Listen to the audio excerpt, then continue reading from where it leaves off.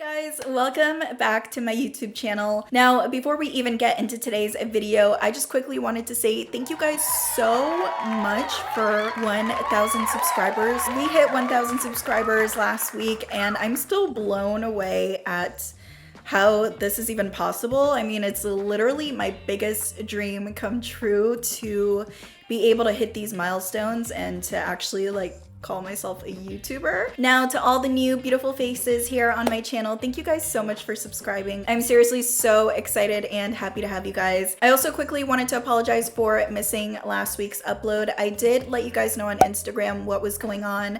So basically, if you don't follow me on there, I let you guys know that I did film this video last week and the footage was terrible. My audio situation just was not working out, and no matter what I did, I could not get the video to work. So here I am today refilming this for you guys, and so far I think it's gonna be so much better. Today I'm bringing you guys my long-awaited hair extensions video. Within the past 2 weeks or so, I've been getting questions non-stop about my hair extensions, to the point where I was like, you know what, I'm just gonna create a full detailed video, jam-packed with literally everything about my hair extensions, from how I color them to how I cut them to how I style them to how I install them. All right, you guys, we're gonna get right into it. Now, before we do, make sure to subscribe to my channel if you have not already. Also, make sure to hit that notification bell so you're notified when I upload a video. And without further ado, if you want to know all about my hair extensions, just keep on watching.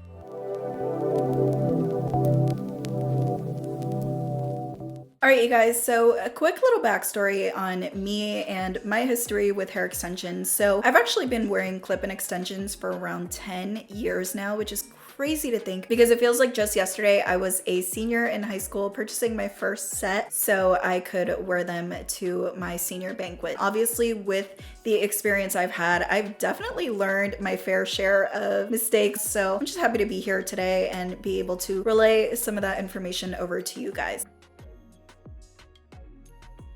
So let's just first talk about the ones that I have in my hair right now. So these are actually by Bellami Hair, and these are the Bellissima 220 gram extensions in 22 inches. Another brand I like to purchase from is xoxo hair extensions. That was actually the first company I ever purchased my very first set from, and I've been loyal to them ever since. I absolutely love the quality of their hair as well. I definitely recommend those two brands. I know there's so many out there, but those are just the two that I feel comfortable recommending to you guys that I've personally had a lot of experience with.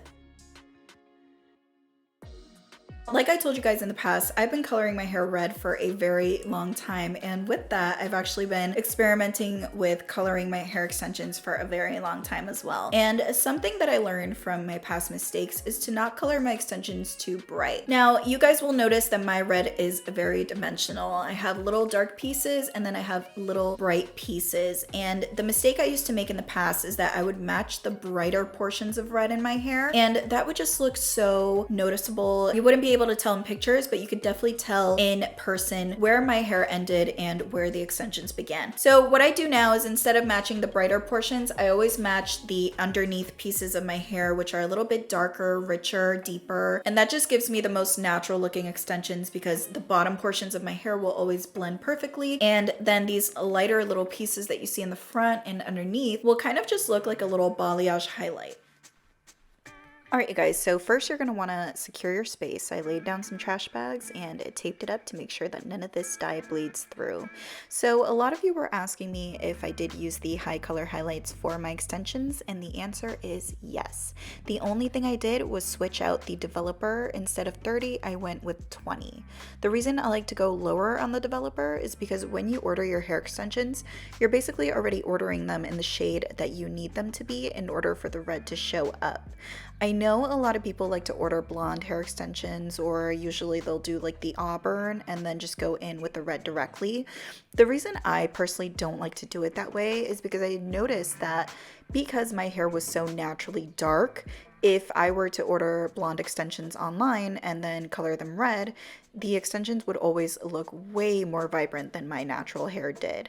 So what I like to do is to always order a shade that is closest to the color my hair was before I colored it red. If you guys remember from my transformation video, once I removed the color, I was left with a very brassy brown shade. So that is why I chose Chestnut Brown, because I thought it really mimicked what my hair looked like before I went red. I find this gives me the most natural looking color on my extensions, especially with, red hair colors like this. And what I like about this technique is even if my hair fades, coloring my extensions a little bit deeper and richer really helps make them blend to my faded red hair. So it really ends up working out. That is what I recommend you guys do. Really evaluate your hair and choose a shade of extensions that really mimics what your hair looked like before you went red. Now, once I colored these, they were still a little bit too vibrant for me, so I definitely could have went with Dark Brown by Bellami, and I think that would have given me the perfect deep, bloody red. But if your extensions end up coming out a little bit too bright and you want to deepen them up a little bit, I highly recommend you go in with this semi-permanent dye. It's by the brand Adore, and I found it at my local beauty supply store, and it's in the shade Intense Red, and this ended up giving me the perfect finish to my extensions. They turned out to be a beautiful, deep, bloody red, which is exactly what I was going for. Now, to color my extensions, I did end up using around 6 boxes of hair color, and that is a lot of product, but also keep in mind my extensions are very long and very thick. So, depending on what length and thickness you order, you may get away with fewer boxes, but that is just what I ended up using on mine. If you guys want to see how I go ahead and prepare my mixture with this L'Oreal High Color, go ahead and check out my transformation video. I will leave it linked in the description box below.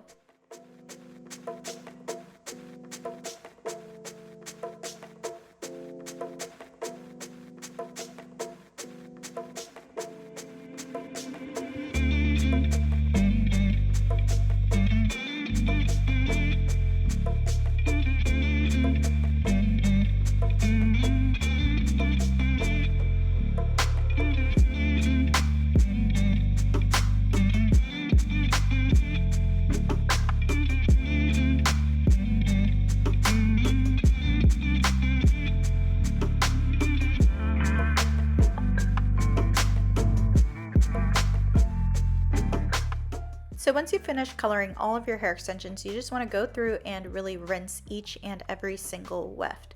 I like to make sure there's no leftover product or dye, and I also like to check and make sure that I really saturated them as best as possible.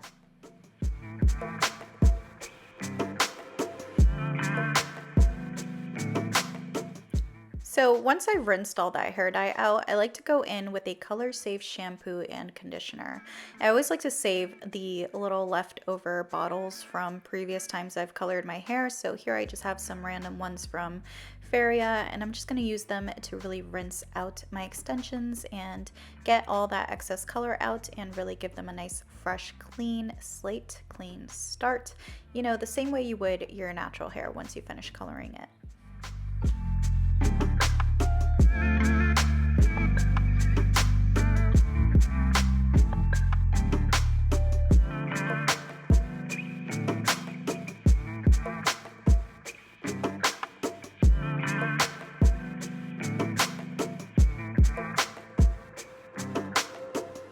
So once the extensions have been washed, I like to go in with some sort of leave-in conditioner or heat protectant, and I really take my time to spritz them through and detangle them with my wet brush. Once that's all set, I like to let them air dry, and the next day I'll go in and give them a nice smooth blowout. I usually like to pop them on some sort of drawer just to secure them in place, and I take my Revlon round brush and my Babyliss blow dryer and just tame all the frizzies out. Once this is all set, they're basically ready to go, ready for styling, and that's pretty much it.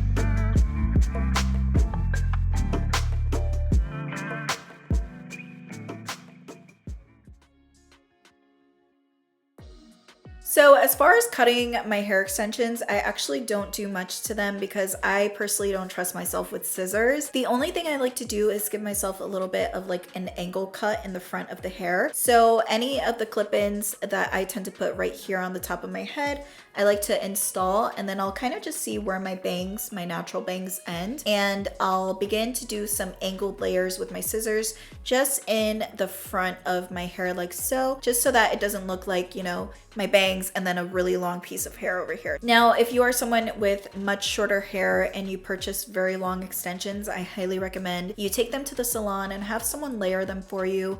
I think it's so worth it because your extensions are really expensive and you want them to look blended into your hair. So definitely look into getting them professionally layered to your hair. I promise you, you will love the outcome. All right, you guys, so now I just quickly want to show you a trick I used to do when I had very short blunt hair, and this used to be a absolute lifesaver when I was trying to blend my hair extensions. So all you're gonna need is a few bobby pins and 2 elastic bands. So as you saw here, I parted my hair from basically the top of my ears, and I took that part and split it into 2. What you're gonna do is braid both of those sides and secure them with a elastic.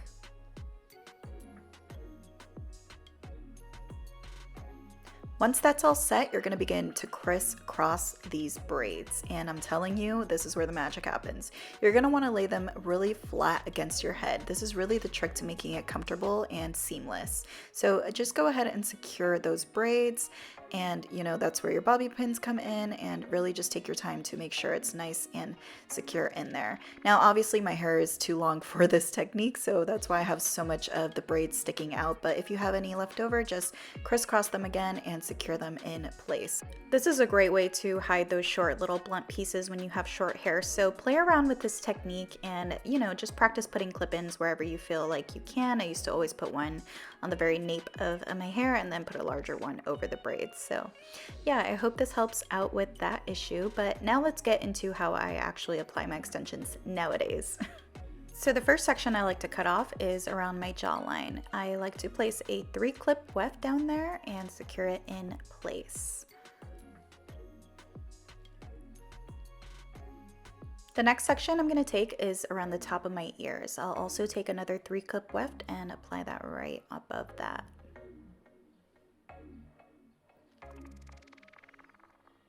Next, I like to part around my temples, and I'm going to go in with the shortest of the 4-clip wefts and apply that there.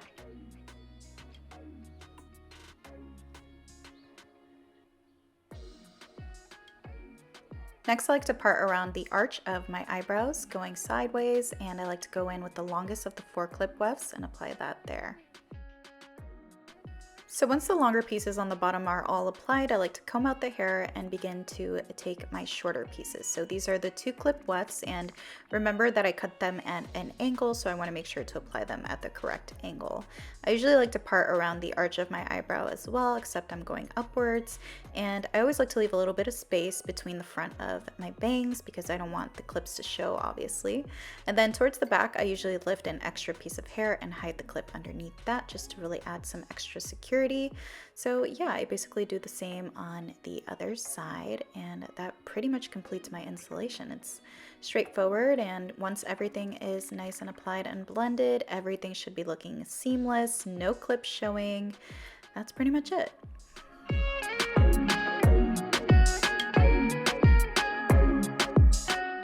You guys, I am not kidding when I say I am super low maintenance and basic with my hair, you know? I like the length and all, but as far as styling goes, this is literally how I do my hair all the time. So this is the same technique I showed you guys in my red hair routine.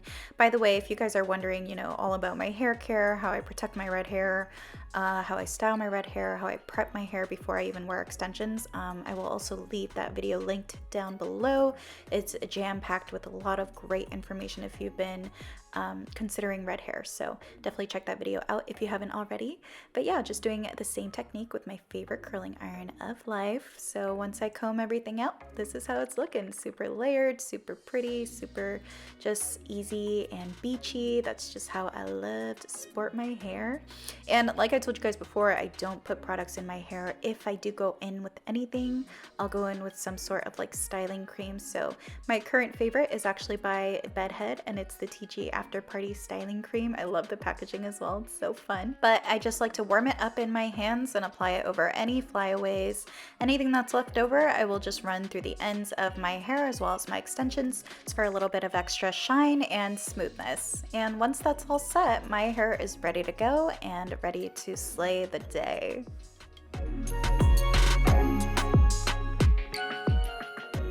So a few little rules I like to stick to really preserve my hair extensions and make them last as long as possible is to, number one, not wash them often. Now, from my personal experience, I find that washing my hair extensions too often definitely dries them out and shortens their life term. So I personally don't wash my hair extensions, guys, and the way I go about doing that is by not putting any styling product in my extensions. This is like the number one thing I can recommend, and this is how I actually get my extensions to last me over 6 months. The only time I will wash them is when I first get them in the mail, because they have a little bit of like that silky kind of consistency to them when you first receive them. I like to give them a good wash to really get that layer off and get them to look as full as they should. And after that, I won't wash them for another 3 or 4 months. You know, anytime I feel like there's buildup in the hair or anything like that, that's when I will go ahead and wash them. But generally, I don't touch my hair extensions. I leave them alone. And I always tend to wear my hair in a wavy style because it's super low maintenance and doesn't require a lot of product. Another thing I like to do to take care of my extensions is to store them away in one of these little hair extension holders. This one is from Bellami. I've had it for a few years now, and I just reuse it with any set that I tend to purchase. So as you can see, they fit really nicely in here, and you can zip them up and store them away when you're not using them. And this just keeps them from getting tangled or getting any dust on them or anything like that. So I always like to have them stored away and taken care of like that. All right, you guys, so that is it for today's video. I hope this was helpful to you guys, and I hope I answered all of your questions. If I happen to leave something out, make sure to leave me your questions down below and I'll get back to you as soon as I can. If you guys found today's video helpful, please make sure to give it a big thumbs up. This helps my channel out immensely, and it also lets me know that you guys are enjoying these videos. Also, if you guys haven't already, make sure to hit that subscribe button and join my beautiful, ever-growing YouTube family. I seriously love you guys so much, and again, am so appreciative of all your support and all your sweet comments. I love you, and I'll see you on my next video. Mwah.